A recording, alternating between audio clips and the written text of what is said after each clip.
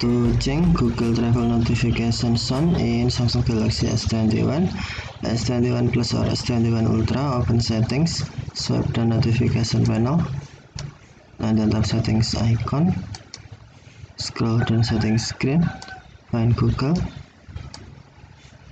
and then tap Google services, scroll down screen, and then tap settings for Google apps, tap search assistant and voice, and then select notifications, tap notifications, and then you must run on Google notification first. If Google notification is off, tap show notification switch until Bluetooth turn on, and then scroll down screen, find travel, and then tap travel, select sound, and then select sound you want to use, for example sweet, and then tap back button to save.